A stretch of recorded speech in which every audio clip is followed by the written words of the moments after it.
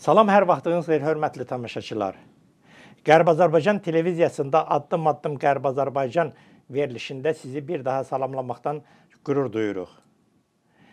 Qərb Azərbaycanın tarixi torpaqlarından biri də tarixi mənbələrdə Azərbaycanlıların qədim yurdu olduğu aydın şəkildə göstərilən Varansovka 1935-ci ildən isə Kalina rayonu ilə bağlıdır. Bununla bağlı söhbət edəcəyik.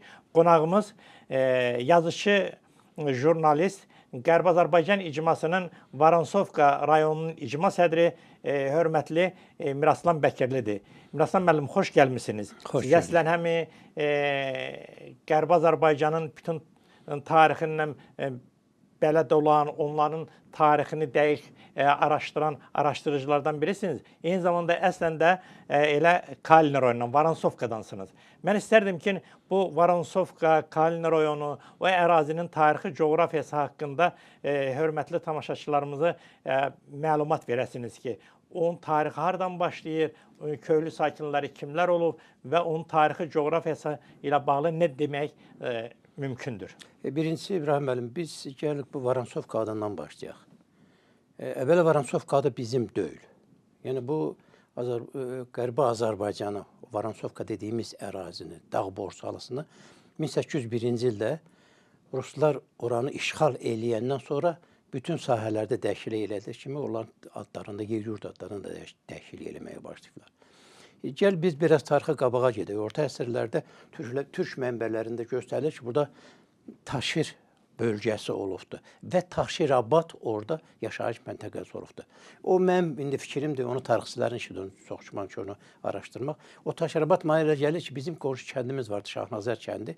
O Şahnazər kəndi ərazisi mənə elə gəlir. Çünki Varansovkanın özü, o Kalino dediyimiz o şəhərin özü Malakanların ora köçürülməsindən sonra yaradılıbdır. Ona uzun dərə də deyirlər, uzun kət də deyirlər, çay boyu saldığına görə. Və orada olan kətlərin böyük əksəriyyətinin adını da dəyişdirdilər. Məsələn, orada Mixaylovka kəndi vardı. Rusların özü Malakanlar deyirdilər ki, İmirçik, yəni İmir kəndi olubdur. Orada yəni bütün ərazilər, belə deyək də, Varansovkada 24 yaşayış məntəqəsi var idi. Bu 24 yaşayış məntəqəsinin 22-si qədim adından türk adları olubdur. Və sonra 2 erməni kəndi olub ki, Saratovka kəndi, Sərçəpet kəndidir, bir də Noraşen kəndidir. Bu kəndlərdən başqa hamısının adı qədimi türk adı olubdur. Məsələn, Şahnazər kəndinin adını dəyişib Medzavan elədilər. Orada Karakilis deyir, ermənilərin özləri deyirlər. Dəfələrlə hara gedsən deyir, Karakilisə gedirəm. O Karakilis sonra Lernavit elədilər onların adı. Qalan orada nə qədər yaşayış məntəqələri varsa da, hamısı türk mənşəlidirlər. Və Rusların, Malakanların bura köçürülməsindən sonra adların əksəriyyətində həm dəyişdilər addan Rus kətləri elədilər, həm də yeni salınan kətlərə Rus adları verməyə başladılar. Miraslan müəllim, çox doğru deyirsiniz. Bir məsələni yaxşı vurğuladınız ki, həmin ərazi Taşir qəzası adlanıb. Ümumiyyətlə, Kalina rayonunun ərazisi Sovet hakimiyyəti dövründə Stepanovan dediyimiz Calaloğlu rayonunun tərkibində olub. Lakin biraz tarixə gedəndə siz bu məsələni gündəmə gətirməkdə çox yaxşı bir hal kimi qiymətləndirirəm, düz eləyirsiniz. O Taşir qəzası olub. Əvvəlcə bu Kalina rayonunun ərazisi Taşir Lor qəzasına tabi olub, sonra Taşir qəzasına tabi olub, sonradan isə Lor Pəmbək qəzasına tabi olub və sonradan isə bu 1935-ci ildə Kalino rayonu yaranandan sonra isə həmin ərazi Kalino olaraq Stepanovandan ayrılıb bir 35-ci ildə. Bəli, 35-ci ildə bir rayon kimi yaradılıb. Bu da Ermənistan SSR-nin rayonlaşdırması ilə bağlı onun rayonlarının sayının çoxal olmasını mərkəzə göstərməyə xidmət edir. Siz dediyiniz, orada yaşayış məntəqələri olub, tarixi abidələr olub, o adlarının bir neçəsini çəkdiniz və sizin özünüz Cücə kənddənsiniz və Cücə kəndinin özünün qızıl şəfəq qoymaqla bu tarixi itirmək istəyiblər ki, bunun qədim sakinləri Azərbaycanlılar olub. Bununla bağlı nə deyə bilərsiniz? İbrahim müəllim, gəl belə danışaq da. Dünyada elə bir bölgə yoxdur ki, Azərbaycan kimi adlara təcavüz olunsun. Qərbi Eyni- Azərbaycanda. Bütün Azərbaycan ərazisində və xüsusən Qərbi Azərbaycanda. Bəli. Bütün nə qədər Azərbaycan, Qafqazda yaşayan Qafqaz türkləri, Azərbaycanlılar varsa da, bunların nə tər adları, milliyyətini heç nədən dəyişir. Mənim dədəmin, babamın pasportu var. 1903-cü il doğumlu babamı yazıb ki, milliyyəti türkdür. 36-cı ildə verilən pasportda. 37-ci ildə onun oğlu artıq Azərbaycanlı oldu. Bu nə tər belədir bizim milli adımıza təcavüz olunursa, elə də bizim toponomiyalarımıza və yer-yurd adlarımıza həmin şəkildə təcavüz olunur. Düz deyirsiniz. Ümumiyyətlə toponimlər ən tarixi mənbə kimi çox əhəmiyyətə malikdir. Pasportudur, Çünki, bəli, millətin pasportudur bəli, bu. onun kimliyini təsdiq eləyir və pasportudur.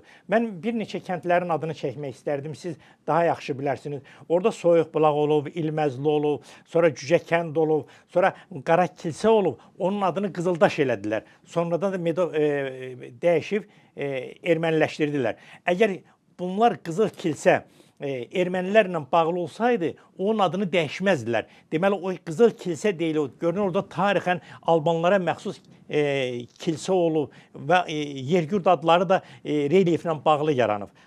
Bunlarla bağlı nə deyə bilərsən? Hansı tarixi abidələr var idi? Orada bu günümüzə qədər, yəni biz 1987-ci ildən deportasiyaya qədər orada mövcud olmuşdu. Ümumiyyətlə, Qafqazın hər yerində, belə deyək də, hər yerində orada olan abidələrin əksəriyyəti yalnız türklərə məxsus olan şeydir. Yalnız türklərə. Bax, indi bir şey deyim sizə. Çox təsadüfi halda Soyuqbulaq, bayaq siz adını deyəcək, Soyuqbulaq kəndinin müəllimləri dağlarda qayastü rəsmlər, Soyuqbulaq qayastü rəsmlərini tapıblar və onlar tənbəllik eləməklə hamısını retuş eləyib zadla, təbaşirlə. Onu belə deyək, təqdidata çox ehtiyacı olan və təsadüfən tapılmış bir qayastü rəsmlərdir bu. Qayastü rəsmlər bilirsiniz, bizim eradan əvvəllərə gedən və çox qədim, belə deyək ki, tarixə malik olan bir ərazidir. Və indi təsəvvür edin ki, ilin yarısını qış olan, yarısını yay olan, həmin ərazi dağlıq yeri, haradasa 1600-1700 metr dəniz səviyyəsindən yüksək olan yerdə əhalinin məskunlaşdığı, qədim babalarımızın məskunlaşdığı yer və daha qayaranın üstlərinə onlar öz mənliyini, kimliyini yazıblar. Onunla bağlı mən Azərbaycana göndərdim Elmlər Akademiyasına həmin rəsmləri və ermənilər mənə ilişdilər ki, sən demək istəyirsən ki, bura türk torpaqlarıdır. Yəni, o sahədə bunlar çox həssasdırlar. Yəni, təkcə o ərazidə yox. Bütün keçmiş, belə deyək də, dağ borusasının, ərazisinin hər yerində xüsusən orta əsrlərə aid abidələrə rast gəlmək mümkündür. Bizim Cücə kəndinin özündə, bizim evin arxasında qədim abidə var idi, Alban kilsəsi. Düzdür, ona cəmaət, yeri cəmaata ilə bir təlqin eləmişlər ki, bu erməni kilsəsi deyirlər həmişə. Şahnazər kəndinin özü. Şahnazər kəndi 80-ci illərə qədər, ötən əsrin 80-ci illərə qədər Şahnazər adlandırıldı. Sonra onun adı Mirzivan edilir. Bu ərazidə və oradan bir neçə kilometr aralıda İmir kəndinə tərəf olan yerdə dağıdılmış yenə Alban kilsələri var idi. Kəndin ortasında olan Alban kilsəsində Allah hamını keçənə rəhmət eləsin. Anam həmişə deyirdi ki, burada getirib şam yandırmaq lazım. Demişəm, biz xristiyan deyilik. Bala dedi, bu xristiyan adı deyil bu. Bizim babalarımızın qoyduğu kilsədir. Və təbii ki, bura 28-ci ildən sonra köçürülüb gətirilən ermənilər idi hamısı. 1828-ci ildən sonra Türkmənçay sülh müqaviləsini deyək ki, Cənubi Qafqaz, o cümlədən də Dağ Borçalısına köçürülən ermənilər Kalino dediyimiz, bugün dediyimiz Dağ Borçalı ərazisinə ermənilər yerləşdirir. Mən bir faktı da istərdim ki, üstündə dayanım, bununla da fikrimizi çalışdıq, ümumiləşdirək. Mən baxıram sənədlərə, erməni mənbələrində aydın şəkildə göstərilir. 1914-16-cı illərə qədər Azərbaycanlılar yaşayıb. Amma bu ərazinin bütün ərazisində 1919-cu ildə soyqırımına məruz qalıblar və onların etnik tərkibi ermənilərin soyqırımına, bəli, məruz qalıb və demoqrafik vəziyyət ermənilərin xeyrinə dəyişibdir. Hörmətli tamaşaçılar, bugün söhbətimiz də belə sona çatır. Bugün Dağ Borçalısında yerləşdiyi, qədim yurt yerimizdən biri olan Varansovka həm də Kalina kimi rəsmi sənədlərdə əksini tapan bir ərazi ilə söhbətimiz oldu. Müsahibimiz yazıcı jurnalist, Qərb Azərbaycan icmasının Varansovka rayonunun icma sədri hörmətli Miraslan Bəkirli idi. Mən təşəkkür edirəm. Növbəti görüşlərə. Sağ Allah olun. razı olsun.